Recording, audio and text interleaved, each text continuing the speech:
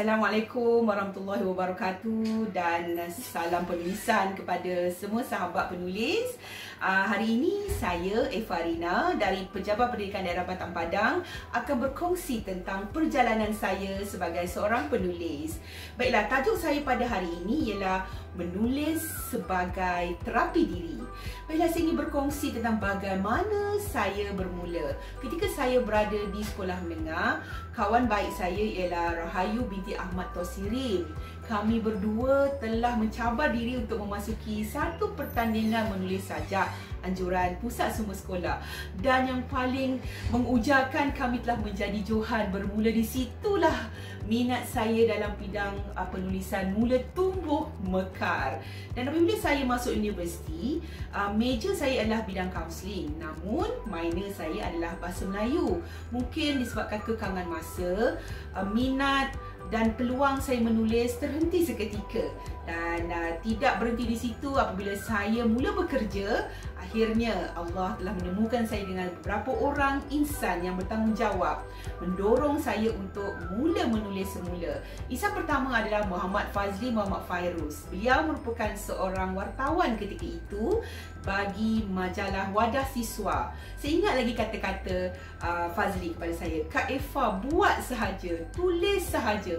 Dan saya dengan sebab suka-suka ingin berkongsi, akhirnya salah satu sajak saya telah pun diterbitkan dalam Dewan Budaya. Saya rasa sangat gembira. Dan yang kedua yang bertanggungjawab adalah Cikgu Azizur Rahman Abdul Rahman. Beliau merupakan seorang guru cemerlang Jusasi Bahasa Melayu. Ketika itu saya adalah guru cemerlang kaunseling. Apabila dia adakan satu antologi ataupun koleksi buku, beliau berkata, "Eva, buat sahaja, buat sahaja." Dan ini adalah 3 buah buku antara yang terawal yang saya tulis antologi. Dan saya rasa, ya Allah, bangganya semangat saya terus berkobar-kobar. Tidak berhenti di situ, saya terus berjuang untuk penulisan dengan Sri Dia, bukan lagi nama asing. Tahun lepas dengan buku Pengat Labu Kasih Sayang, saya merupakan salah seorang penulisnya. Dan sekarang tidak lama lagi insya-Allah akan keluar buku Legasi Abah tentang pengalaman kaunselor. Ada beberapa buku lagi projek saya bersama Sri Dia. Insya-Allah doakan saya. Okey, dan juga daripada AID AID juga ini adalah buku yang saya terlibat dalam penulisannya. Namun di sebalik kawan-kawan saya ini, saya tidak terlepas daripada mendapat pengaruh daripada adik saya teknologis Dr. Muhammad Effendi yang juga seorang pensyarah di UKM, dan juga suami saya Profesor Madia Dr. Ahmad Jazimin. Dan bila mereka melihat mereka menulis, saya pun terujar. Akhirnya impian saya untuk menulis buku bersama suami saya terlaksana. Dengan adik saya saja, insya-Allah tak lagi Okey, kemudian saya bak kata orang just cannot stop, tak boleh berhenti, terus dah menulis. Dan saya terus membaca buku-buku orang lain. Dan baru-baru ini saya baru selesai mengikuti sekolah penulisan Ramadan. Baiklah, hari ini berbalik kepada tajuk, iaitu menulis sebagai terapi diri. Apakah terapi diri?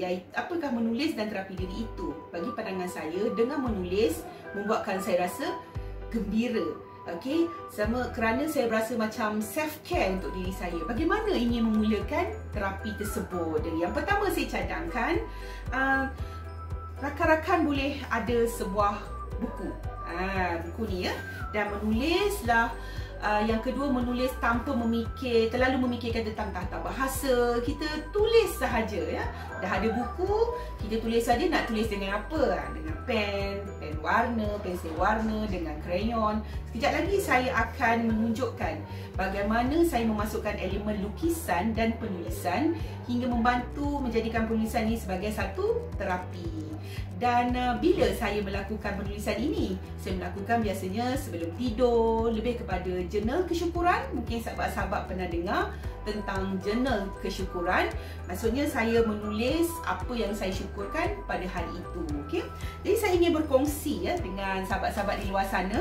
Ini adalah 3 30 hari journal writing saya. Ini contohnya lah, sebagaimana saya kongsikan dengan sahabat tadi, saya menggabungkan elemen lukisan dan juga penulisan. Jadi di sini ada tajuk-tajuk dan juga cerita-cerita di dalamnya, bagaimana saya meluahkan, okey, melalui warna, gambar-gambar, simbol-simbol, ya. Dan di sini contoh tajuk, sakitnya hati ini ... Jadi saya kongsikanlah apa yang saya rasa pada hari itu. Dan tajuk-tajuk ini sebenarnya boleh kita, sama ada kita reka sendiri atau kita boleh dapat dari internet ataupun daripada pengalaman hidup kita sendiri, ya. Ini adalah contoh. Saya ada gambar lagi, ya. Bila menulis kita akan rasa, kalau bagi saya lah, sahabat-sahabat kena cuba, ya. Rasa satu perasaan yang seronok, ya. Kita rasa dapat meluahkan perasaan kita. Ini contoh 10 perkara yang anda ingin capai esok. Saya pun tuliskan, ya. 10 perkara yang anda dapat hari ini. Ini lebih kepada jurnal kesyukuran, ya. Okey. Ini ada banyak, ya, sebab saya suka melukis dan saya suka menulis. Okey. So ini penuh dengan lukisan, bunga-bunga, ya, warna-warni, dan ada banyak lagi, tak isi lagi.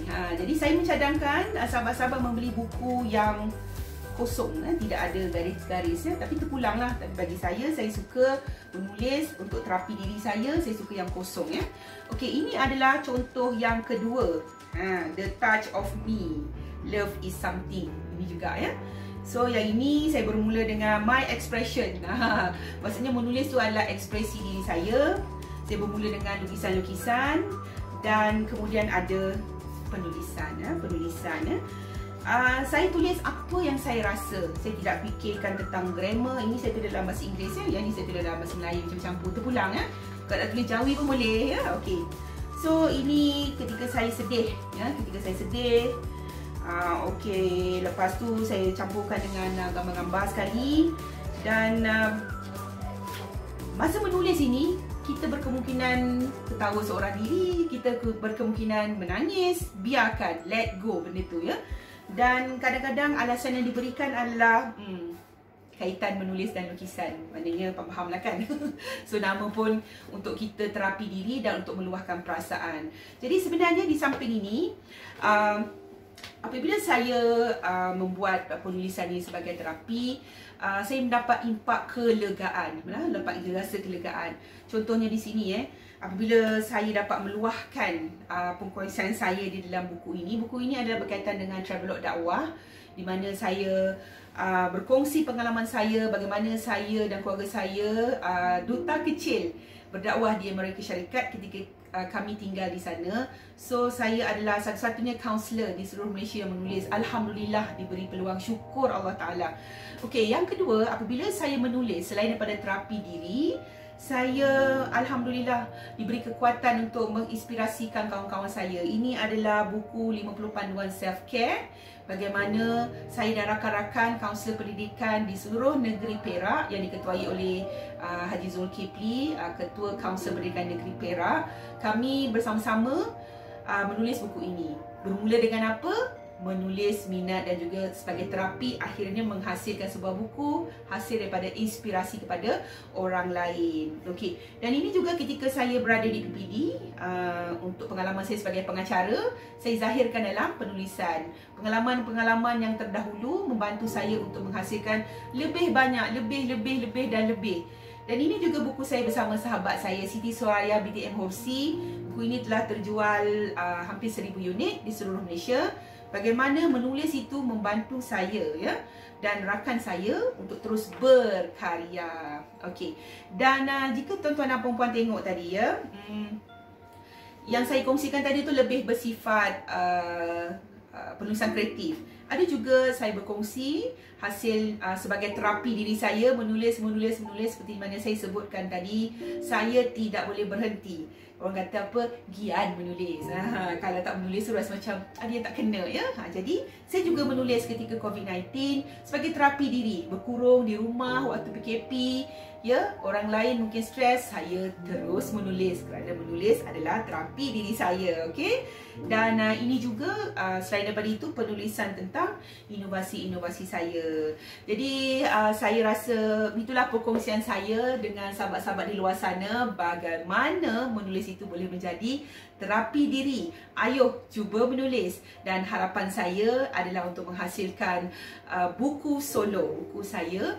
Doakan saya semoga apa yang saya inginkan ya akan terlaksana insya-Allah, dan saya juga mendoakan sahabat-sahabat di luar sana terus menulis dan berjaya di dunia dan akhirat. Sekian, Assalamualaikum warahmatullahi wabarakatuh.